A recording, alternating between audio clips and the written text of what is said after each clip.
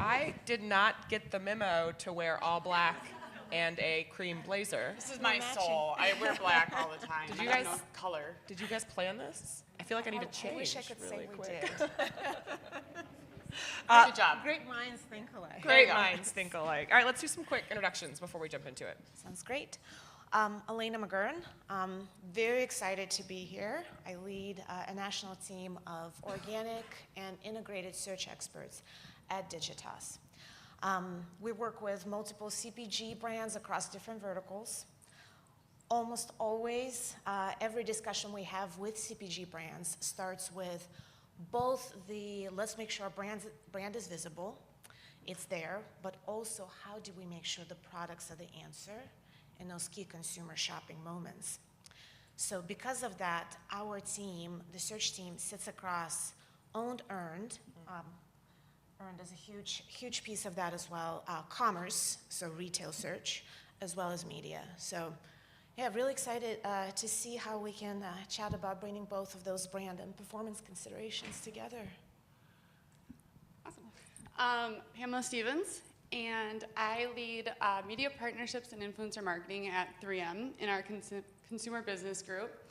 And I work across all of our 11 consumer brands. So I do cross a lot of our different verticals, and it is a little bit different being that we're consumer brands versus the CPG world. So there are just a little bit different nuances, but it's really fun. We definitely benchmark and compare ourselves to CPG, but we always caveat everything. But in my career, I have always sat at this intersection of storytelling and performance, and like brand storytelling and performance. So this topic, this conversation has been the crux of my career, and I've always chose the harder path.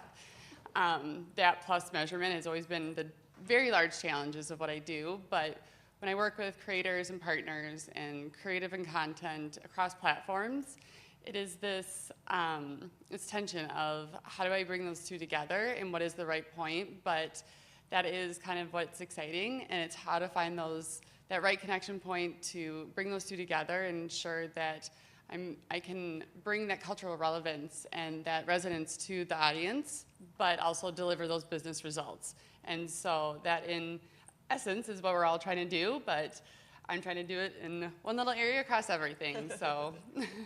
So can brand exist without performance? Can performance exist without brand?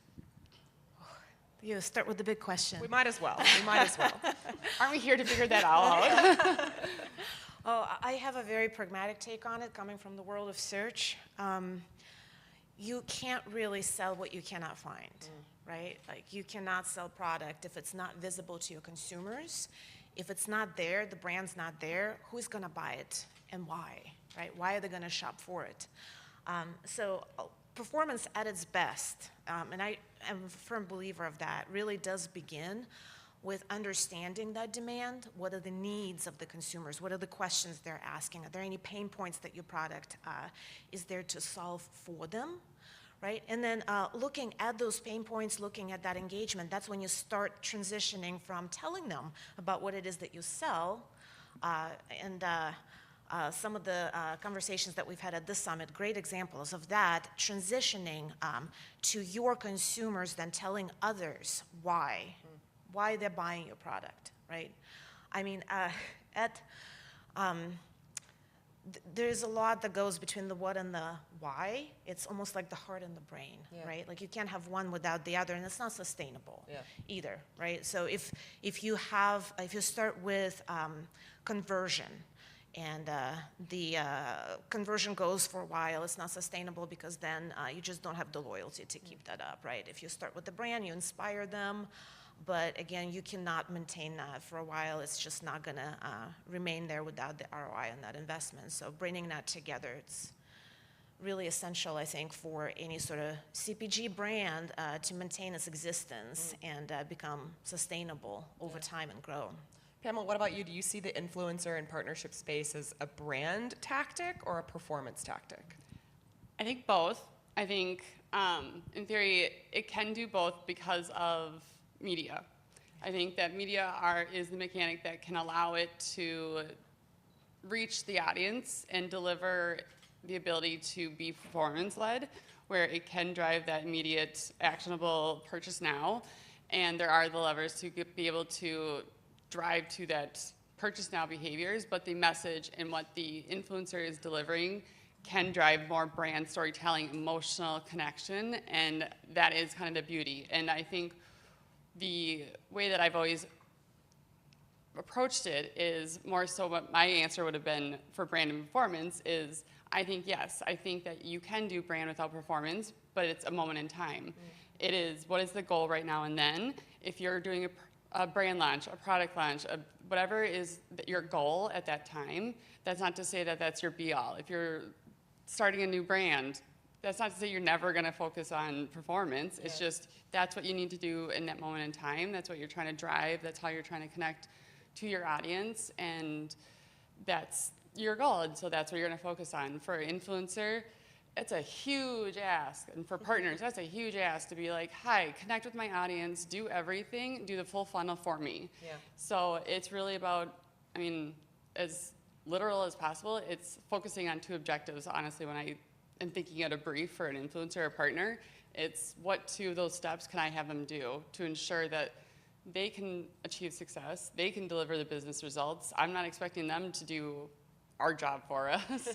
And so it's kind of the best of both worlds, and it's ensuring that they can land on the message, they can achieve what we want them to, and we can see those business results. And so that's kind of where, if we want them to do more lower funnel type things, we're going to work harder with our performance funds, our shopper, really ensure that they're driving that more retailer specific type language, leaning into our shopper insights, those kind of behaviors. Yeah. Whereas if we're really wanting them to drive that top of the funnel, like brand storytelling, that's what we're going to lean into, and we're going to have them lean more into our the audience insights that we know that connect with that type of persona and more of the consumer insights. Yeah. Elena, what about you? How, search is typically like the lowest level conversion performance. It's what we always gravitate to when we think about it. How are you trying to bring search up the funnel to drive some of this brand awareness as well? Yeah, in the CPG space, I think it's really interesting because we're seeing the digital shelf itself has evolved so much, right? We can no longer just buy a way into the digital shelf, buy a placement, right? It used to be that you would go and purchase a sponsored placement with a retailer, perhaps, right? Amazon, Walmart, and whatnot. Or again, purchase that bottom of the funnel, right, spot and just rely on that. It has to be earned. And it doesn't matter if it's organic or paid strategy, you have to earn your placement, right? This is where we see a lot of that intersection of earned, what you're doing, essentially, Pamela, and the intersection of earned and owned and paid, especially in commerce and retail. Because across every platform, no matter where you're looking for information, that space is very much earned first before you can purchase that. I'll give you a quick example. So if we were to go and look for, let's say, best moisturizer for sensitive skin. I have sensitive skin, so it's a very topical search I did this morning. And it doesn't matter where I'm looking. It could be on Amazon, right, bottom of the funnel. I could be using ChatGPT, right, Google, social, doesn't matter. You're not going to get the cheapest results. You're just not going to get the cheapest options in return. What you're going to see are brands that have earned the place to be there. Right? And it's very obvious in commerce, especially on Amazon. You now see organic listings, placements outrank those sponsored listings. That had not happened before. It used to be, again, that we would just pay for placements and done. Job is done. We can just watch then the revenue rolling in for those retail search results. Not so much. Right now, Amazon is paying attention to, again, are you in the business of selling this product? What kind of message are you selling? Right? Do you have the authority, the uniqueness? Is your brand differentiated enough for them, for these platforms, their businesses? They want to provide the best user experience to show you to consumers first, right? So you really have to earn that trust. And for like a skincare brand, right, you see brands who maybe a legacy brand may have invested in sensitivity skin research, right? Like it's earned reviews, right? It's earned social, sharing, maybe consistent publishing of related educational content that consumers found helpful. And now that we have in search AI, right? ChatGPT, Perplexity, if you're Googling, you're saying, oh, I don't use those. Like I just go to Google, that's half of your search results are AI search results. Yeah. It's those summaries, it's just one answer. If you are not in those answers, you're invisible, right? How do you get to those answers? You earn your placement across earned, right, owned content with that brand presence. So you cannot just buy your way into that. You have to show you are in the business of talking about this. You can sell it, you connect with consumers, and you resonate as an authoritative and differentiated brand. Yeah, I think the idea that AI right now is definitely this, like, people are figuring out how to use it. The fact that brands have to realize that information right now is free. Like, AI is changing how people are searching and how people are getting information. And for the first time, like, everything is free. People can get information and knowledge so easily presented to them in ways that they didn't have before. Yes, we had Google. Yes, we had access to information, but we still didn't have it easily provided to us in ways that we knew how to just, like, now we can just be like, AI, tell me what the hell this means in politics. And it just very much like simplifies it for you. So now, not only is the information there, it's so simplified for us to understand.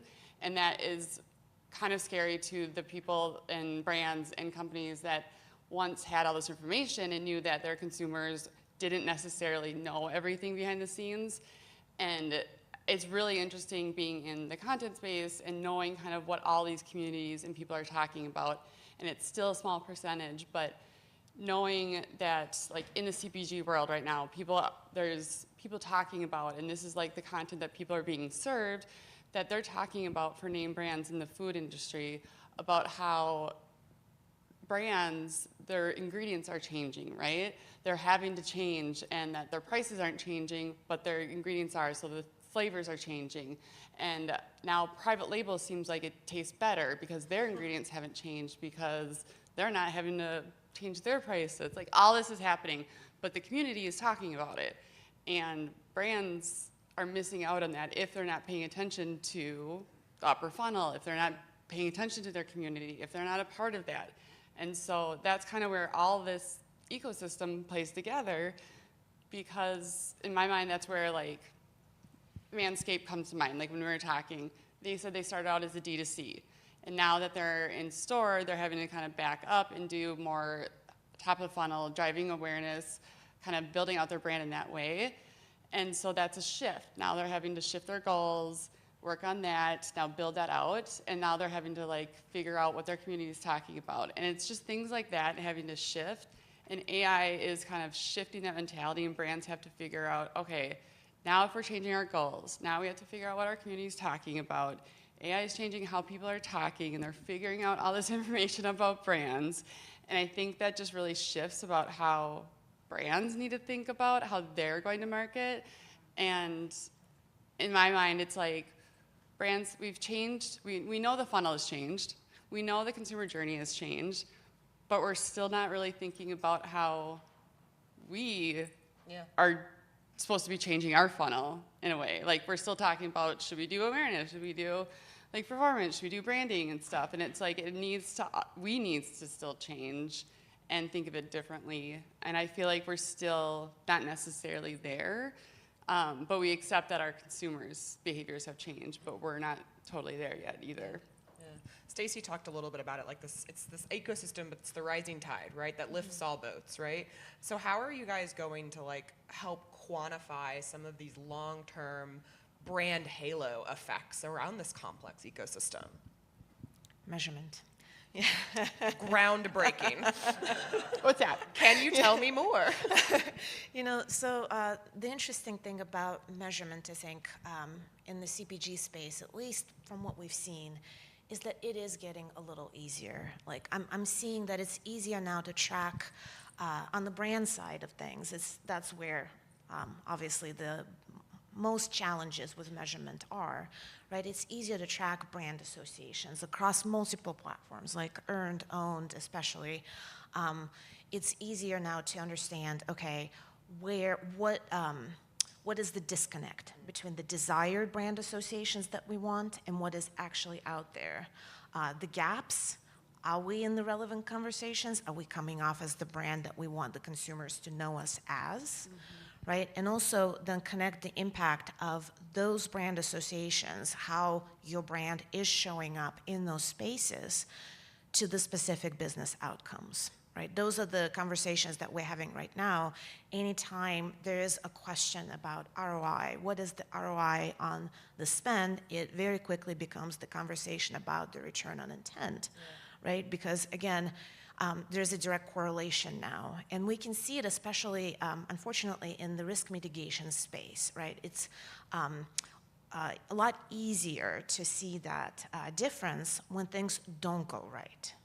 Right, so in the CPG space especially, anytime some of our clients, they deal with recalls or perhaps false claims about product ingredients or product in general, that's when you start seeing the effect of what you were talking about, Pamela, the conversations around your brand, how your brand is showing up, and the effect of those associations on sales, right? If there's a claim out there that, like one of our clients was dealing with that, a claim that their product had corn syrup in it.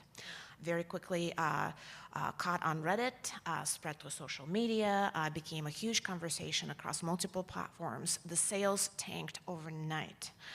People were asking a lot of questions. Those questions needed to be addressed.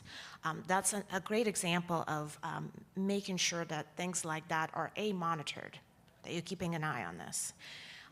B, you're able to get in there as a brand and start participating in those types of conversations as early as possible before there is a lot of damage on the performance side. Yeah. Right? So really managing your brand, not just proactively to grow and scale performance, but also from that risk mitigation, potentially negative impact perspective.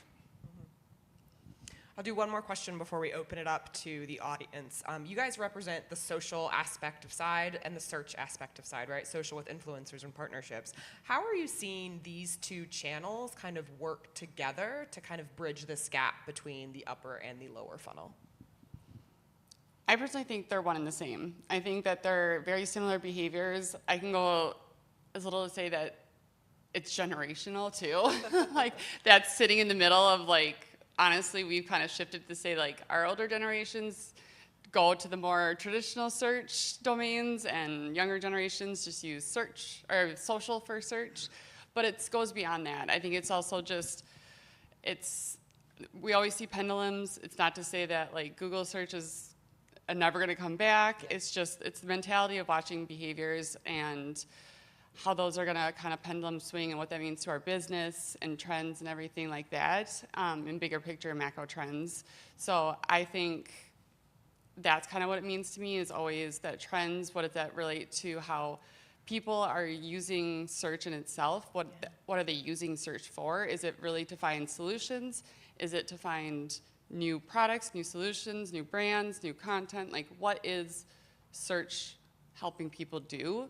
And then feeding that into, now how can we leverage that? How is it better to help us with brand awareness, help us with consideration, help us with helping them find our products? And that's really the advantage of search is mapping out where in the journey we can meet them. Yeah.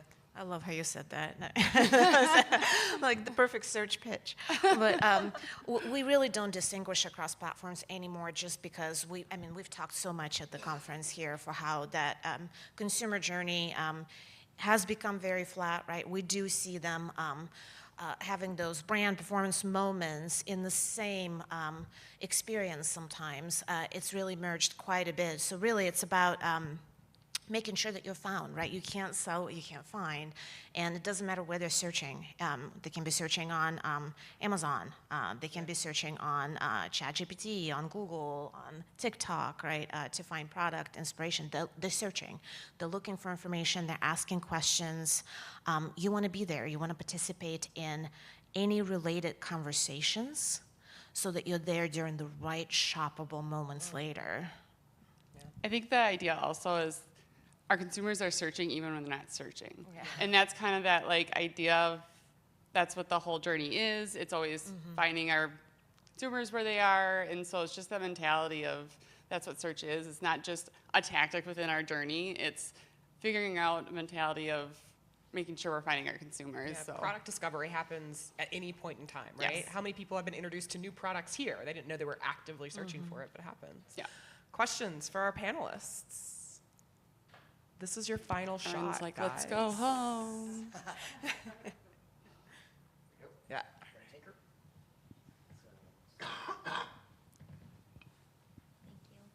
Hi, Blaine Elliott with June Group. Pamela, I'm curious because I feel like Post-its are to sticky notes what Kleenex are to tissues. So kind of curious, like with that sort of brand equity, when you do lean into that brand side of the business, like what are your goals? Is it simply to maintain that sort of long-term brand recognition or communicate differentiators from, you know, private label, et cetera? Just be curious to hear more. Yes. our briefs. Right to the point. Our briefs are always drive awareness and sales. It's unique. Our products are legacy products for the most part. We are category leaders for the most part. NextCare is probably the only one that we're a challenger brand where Band-Aid owns the category and they're the Kleenex. But we also, because we're legacy products, we are kind of old school. We're kind of, like you said, we're the Kleenex, but we don't have the share that we can be the Google. There's actually a lot of trademark and fear that we don't have the ability to just lose our namesake for the product and becoming generic for it. So it is really important for us to hold on to that trademark name and be known for our product versus being a generic name. So we do have issues of losing that connection, and so products and brand awareness is actually crucial for us, and we see it often. We are seeing it even with Scotchberry right now, where newer brands come out, emerging brands like Scrub Daddy, and they are more fun. They appeal to the younger audiences, and the second we start conquesting them, we lose share with our main core audience, which we feel like we don't need to necessarily continue to target them because they are such a core, like, deep customer with ours. But the second we can see it, we start deviating it to a new audience, we start losing that share with them. So it's a constant battle, and we don't have the deep pockets that people think we do. They're like, oh, Post-it? That's easy. Influencers are like, yeah, give me your millions. And I'm like, no, we don't got it. I have $20. Yes, and then at the same time, we have the challenge that we don't have high value products. So it's not like I can give compensation through products either, because they're like, I mean, they want our products, but it doesn't. No one's jazzed about a Post-it. They do, they want them, but it doesn't compensate for their time as much either. So it is a strong battle of being able to, but I think that's why I rely so much on creative and messaging and the importance of that storytelling and emotional connection, no matter where we're trying to do in our goals of the funnel. I think it's just always important to have that despite upper or lower funnel. If you really want to have your mind blown, Blaine's question was actually on a Post-it. It's actually Post-it Show note. show me your Post-it note. Show it. Oh, Yep. man. Boom. It was there. There you go. This is Close some, the like, loop. It says Inception writing it type down shit. is 42 more likely for you to achieve what you wrote down, so there you go. All right. Anyone else? Awesome. Elena, Pamela, thank you guys so much for rounding us Thank you, out Erin. today.